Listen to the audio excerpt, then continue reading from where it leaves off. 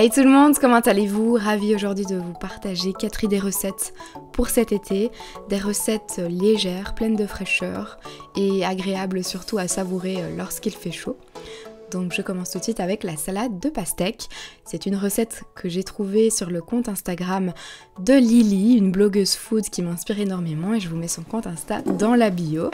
Donc je commence par mettre dans mon assiette de la pastèque et également mes petites tomates cerises.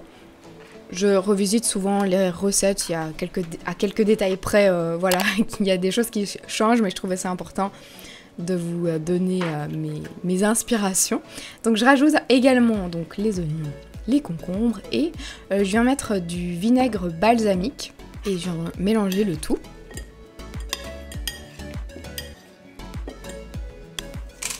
Je vais rajouter également du gros sel par-dessus. Je remélange et j'ajoute les olives. Donc moi ce sont des olives à l'ail, après vous pouvez prendre nature ou celle que vous préférez évidemment. J'ai rajouté mes mini mozza et je pense que c'est ok.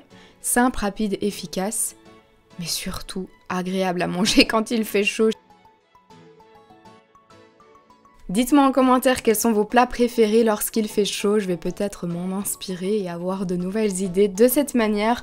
Et je vais poursuivre mes recettes avec la salade de burrata, donc c'est une recette inspirée du livre La Graille de la blogueuse food Alizée. Vraiment, encore une fois, ultra inspirante, je vous mets son compte Instagram en barre d'infos.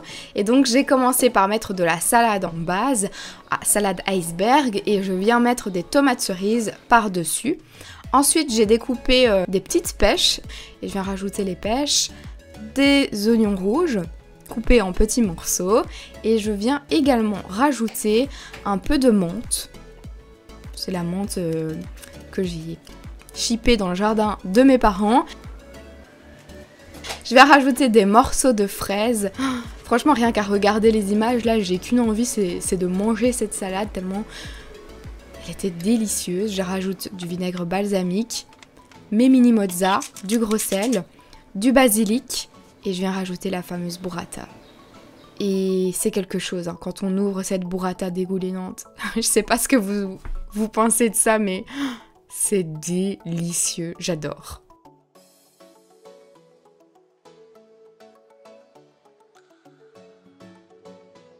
On continue avec beaucoup de couleur et de fraîcheur. Ici c'est couscous perlé avec des légumes. Une recette toujours inspirée de Lily. Et pour cela j'ai utilisé le couscous perlé que j'ai mis dans une casserole pendant 12 minutes. Je l'ai laissé refroidir et pendant ce temps-là j'ai commencé à préparer la petite vinaigrette. Donc j'ai utilisé de l'huile d'olive au basilic qui vient de chez Aldi exactement si ça vous intéresse. J'ajoute un demi-citron. Jus de citron, pardon. Et je viens rajouter du persil et de la menthe en fait dans cette vinaigrette. Je rajoute du poivre, du paprika, un peu de tout. Hein. J'essaye de rajouter de la saveur. Et ensuite, dans mon couscous perlé, je viens rajouter donc des tomates, des oignons. Je viens rajouter également un poivron jaune, des olives, du persil que je viens découper encore une fois un petit peu. Et ensuite, je viens mélanger le tout. Et j'en mets partout comme d'hab. Et je viens mettre un peu de ma vinaigrette. Je dose vraiment à ma manière. Et en termes de quantité, je n'ai rien donné dans ces recettes parce que je pense que voilà, c'est un plat froid. Après, à chacun ses quantités. Ça dépend également du nombre de personnes. Mais dans tous les cas, donc là, je rajoute mes petites scampi. Faites-vous plaisir, c'est le plus important. Et savourez ça. Après, je le mets au réfrigérateur pour que ce soit bien froid. Et je mange ça. Oh, quel délice! Quand je le mets au réfrigérateur pour le refroidir, je mets toujours... ma petite charlotte réutilisable. On passe maintenant aux empanadas de thon et pour cela, j'ai été inspirée de nous. C'est vraiment une recette que l'on fait souvent à la maison. Donc je commence tout d'abord par utiliser le thon. Je vais venir bien l'écraser dans un bol. Et ensuite, j'utilise mon petit outil magique pour faire des petits morceaux d'oignons, des tout fins.